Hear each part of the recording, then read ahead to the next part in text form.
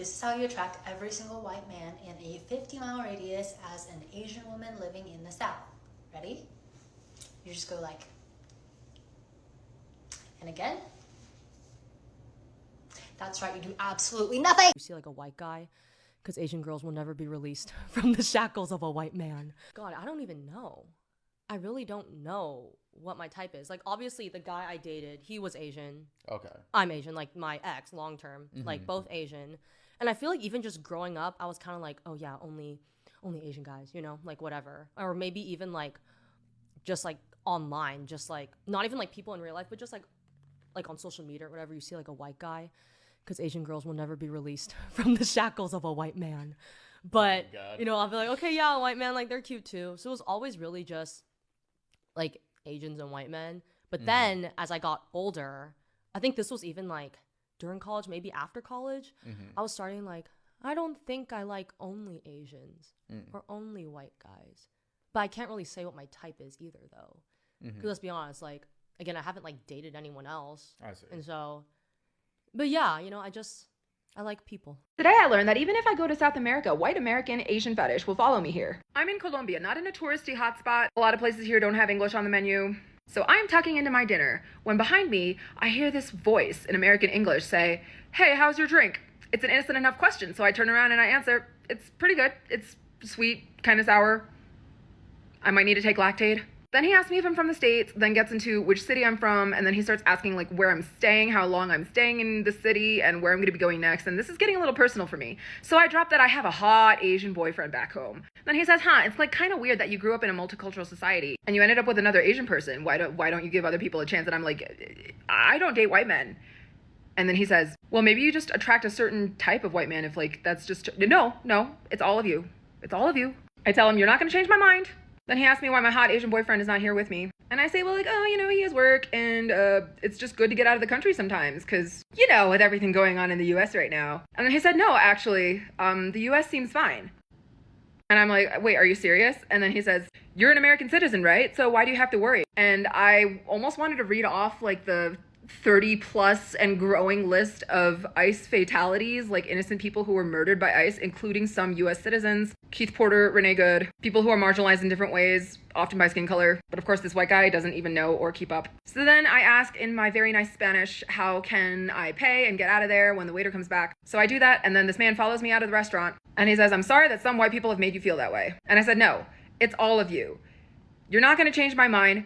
Go talk to your fellow white people about it. This is your problem. And then I run down a side street and catch a public bus back to my hotel. I was having such a good time in this city. The population is majority indigenous. With sunglasses on, they don't question whether I'm even from here. One guy told me his alpaca was very friendly, so I took a selfie with his alpaca. He was very cute. The people who are non-Colombian who are in this city are mostly visitors from other parts of Latin America. There are people of every single color here. And who gives me trouble out of all of them? This white American guy from California. And this other guy on my walking tour who saw me and started speaking to me in really broken Chinese. And then I told him, you speak so weird, no one's ever gonna understand you. I was like, 你说的怪怪的. And then he kept trying to speak to me in Chinese for the rest of the tour.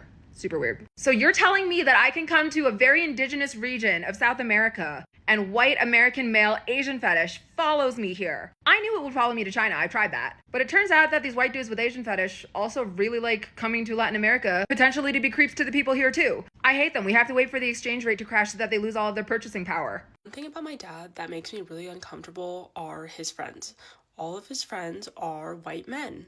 A lot of his friends also are white men married to Asian women, specifically Chinese women. My dad's childhood best friend that he grew up with has a Taiwanese wife. She's also the breadwinner in their family. Whether or not my dad would actually admit to something like this or whether he knows it, but he's really uncomfortable talking about it, the truth of the matter is he only wants to be friends with white dudes. Also only consumes media and literature written or made by white men. One time I did call him out on this and he didn't really have a response. All he said was, oh, well, like, I just like to hang out with people who are similar to me, I guess. Asian guys, let's be real. Your politeness is actually destroying your... Yes, exactly. This is exactly the reason for Oxford study. The reason why white men are preferred by Asian women over Asian men is because white men have balls. They're confident. They're not cowards. But Asian men, it's not your fault. It's your culture's fault. Your culture, your Confucian culture, teaches you to bow down and be submissive to your superiors, to your elders, to people that are better than you. Because loving yourself and having self-confidence is considered arrogant. That's because Confucianism teaches women to submit to men like a subject submits to their emperor. It's literally giving the same vibes as Red Pill. It basically is Red Pill. It is conservative. And it's a bunch of Asian men angry at Asian women for disregarding their traditional Asian values. Nowadays, Asian girls like to date white men. We call that the Oxford study problem. Now, this problem actually has a long history in Singapore. It's called the Sarong Party girls back in 1950s. Yes, we had it first. Singapore Boleh, bro. Basically, girls will dress up in sarongs to go to like British-run clubs back when British was colonizing us, and then try to get British men to be their husbands. Flashback to today, Oxford study problem. Everybody say, oh, girls these days walao, always go for white guys. Very messed up leh. Okay, but stay with me. It's not the girls' fault. They are not your object to measure your moral crusade or whatever. What white man problem, what we Asian girls problem. It's only natural. Imagine you're a girl, right? And then a successful white man, obviously, because they can sail over to us, means they're successful, got money. Then obviously they are more nice and fun to be with because they can spend money. Then they are more stable also, so you can build a family easier. So obviously you want that kind of lifestyle, right? This is Schopenhauer's will to life, aka correlation not equals causality. The real problem with Singapore's white man Asian female pairing, right, is this: we over glorify and feel inferior to white people naturally.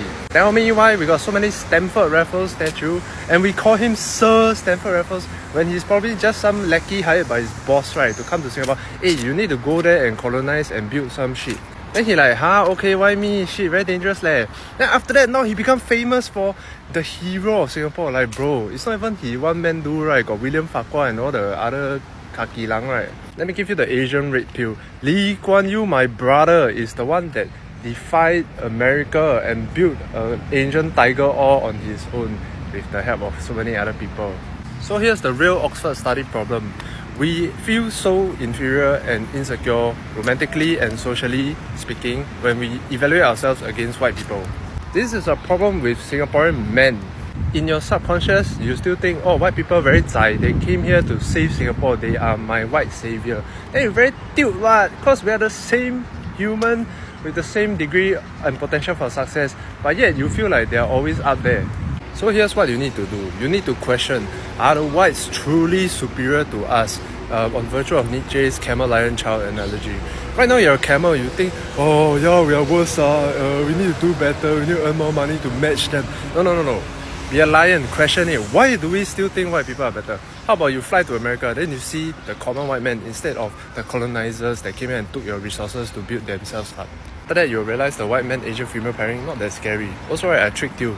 Actually, 70% of all couples in Singapore are not inter-ethnic at all. Just some rough numbers from 2016, so don't really trust the data too much.